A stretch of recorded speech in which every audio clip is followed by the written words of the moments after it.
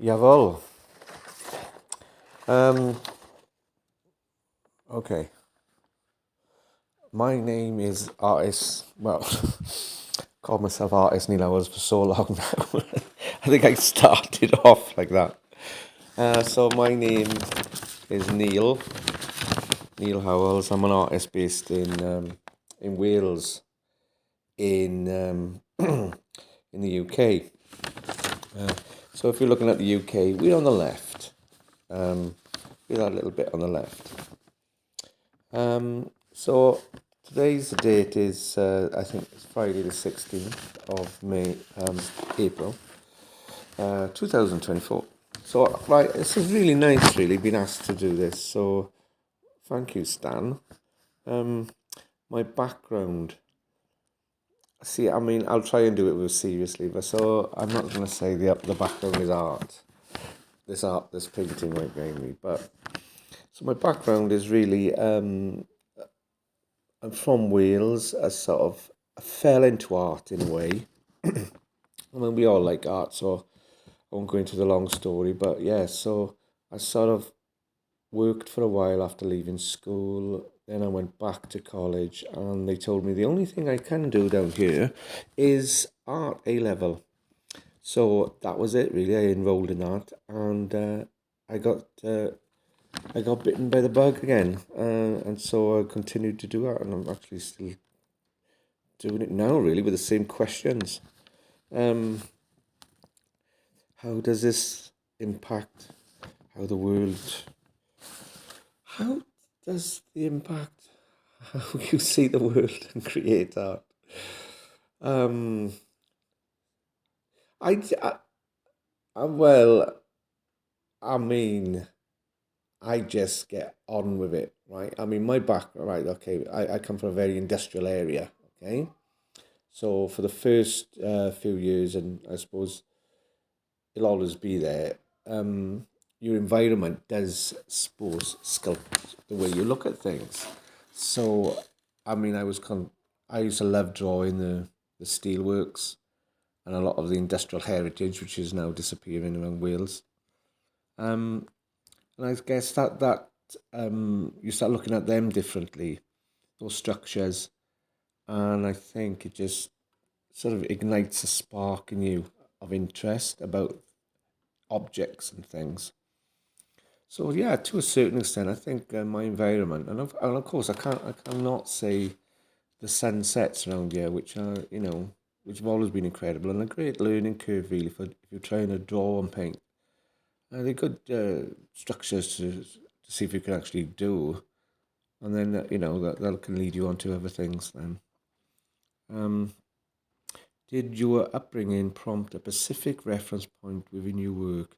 Is your work informed by certain concepts or themes from your childhood background, social economic status, and where you lived or raised?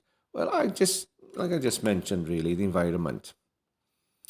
Um, you know, um, it is probably as influential as I've got down here.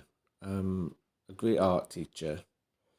Thing is, when I back into art, sort of really didn't know a lot about it, the artists and that. So it was really ground zero again. So I just started learning, and you learn by looking and doing. So I sort of really taught myself. Um, and then the option then was to go to college, Bath Art College. So again, I wasn't really, I didn't really think that too far ahead doing my studies, and I sort of went to the careers one day, and I just picked up the nearest book that was nearest the door, I guess, and it was like alphabetical order, so it was A, B for Bath. Oh, I like the cover on that. Two lions. I'm a Leo. I'll apply there, and it was as simple as that. Unfortunately, I got in, and I thoroughly enjoyed my time in Bath, Bath Art College. Um, if I look back at what you just said, how does this impact how you see the world and create art? I guess it's nice to raise up questions occasionally like this, and I used to raise questions not not exactly like this, but when I went to art college, because the first thing I realized when I went to art college was that I knew nothing really. So there was an argument then I remember having with an artist, John Ansel Edwards, or conversation, and he never went to. He was an artist. He's gone now. But he said he never went to art college, and I think he was more pro artists don't need to go to art college. And I found that art college was one of the hardest things to do because it's sort of you faced what you had to face what you didn't know, and that's what I had to do. I had to learn everything again. So um, I don't think art college was the easy road at all. I think it's actually the hardest road. And it's great, of course, it's a great time. Biggest influences, I gotta say, my influences obviously would be when I look at it, my art teacher, Ian Wagstaff. I thought he was probably, kept the motivation going, I suppose, through encouraging, really. Encouraged to keep making things. But I think one of the artists that I will look at is, and I discovered while I went back to college, was Henry Moore.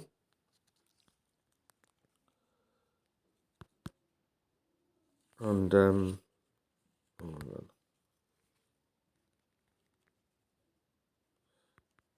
is this still going? Yeah. So one of the biggest influences I had was Henry Moore, and I just looked. I mean, of course, you like Picasso, and you like, um, those are the basic artists, but I think everybody knew about. And just like Picasso, Henry Moore, I used to look at his sculptures and think, how did he get from A to B? How did he take his drawings of like that he used to do, say, in the underground during World War II, and change those images of humans and mother and child into those large sculptures? What was that? And that was it for me. I couldn't. I'm still trying to do that now, really. I'm trying to take something which I see and convert it into something which I can't see. And that's what gives me the thrill then, is that you're doing something which hasn't been seen or done before.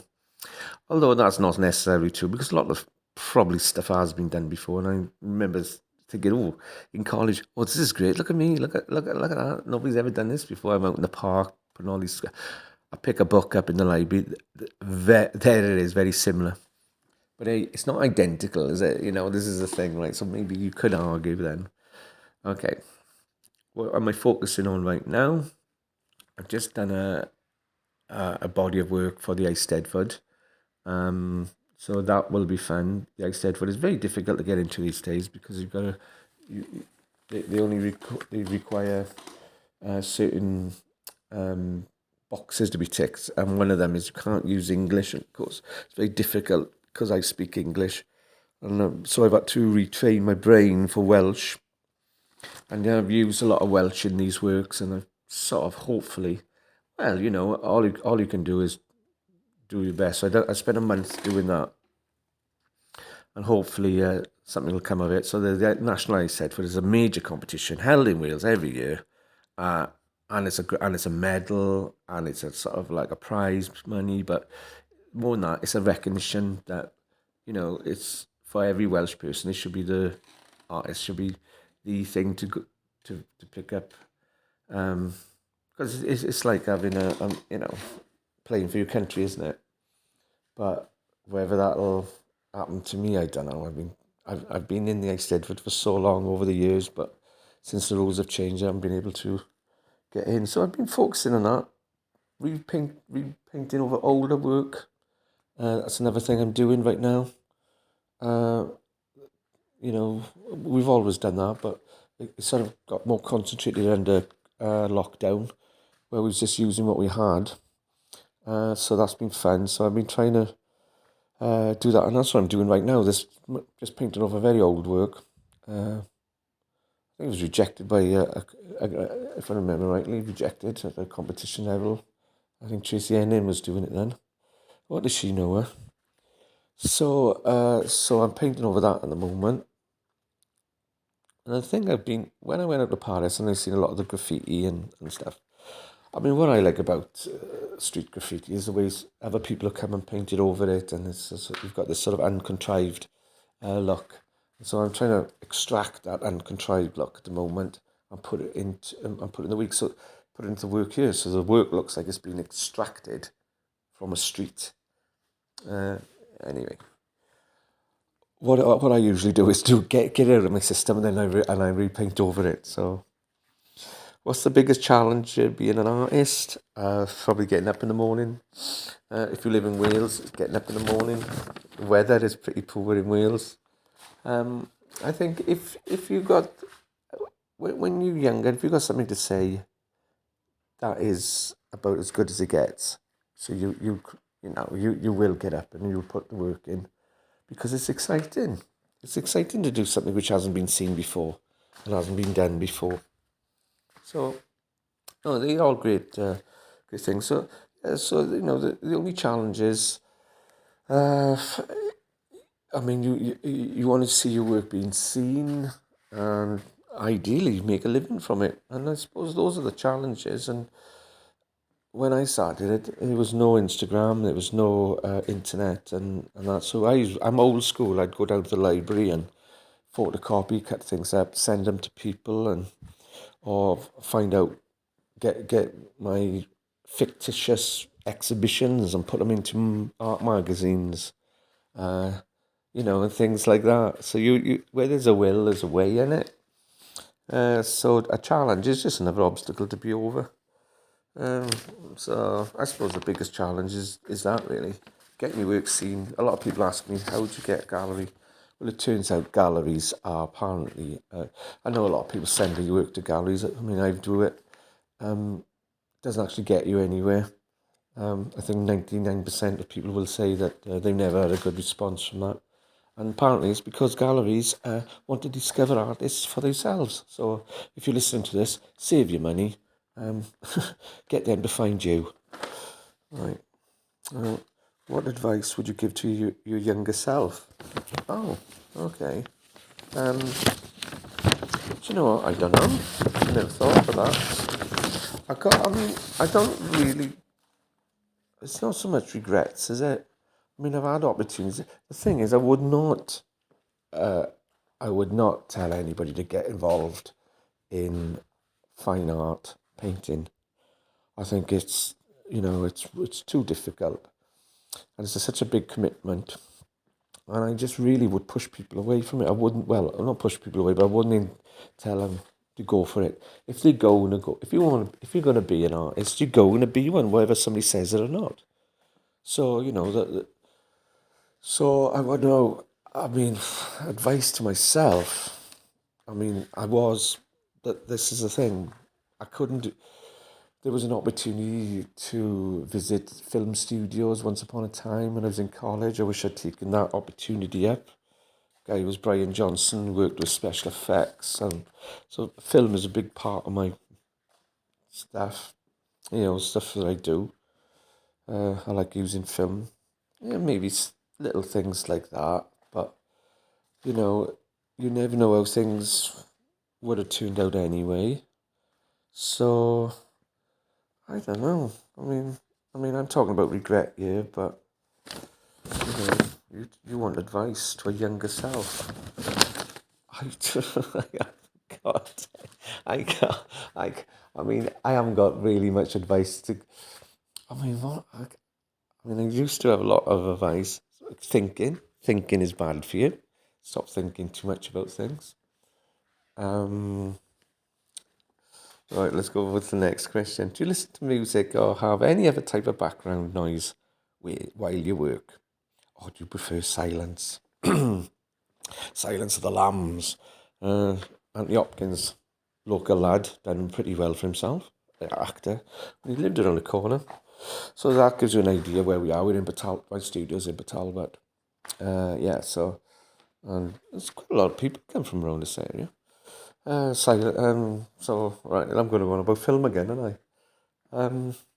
But that's what I really like to do, actually. I do like to do other things. So if I'm doing animation, it feeds into the artwork. If I'm doing fashion, I worked with a fashion designer for London Fashion Week a while ago, and we've done about 7, 8 collections, I think, over 4 years, and that was pretty good. I think the the results judge for themselves, being asked to do 7 collections, seeing the work used in music videos, on TV. Because my what I would be doing, I'd be painting the jackets or the clothes that would come to the studio for G&Ps, and then she'd leave them with me. So it'll be prints, textiles, or shoes. I think we painted about absolutely everything. I think I had my additional pieces that I put in was um, like police riot helmets and police riot shields and things. So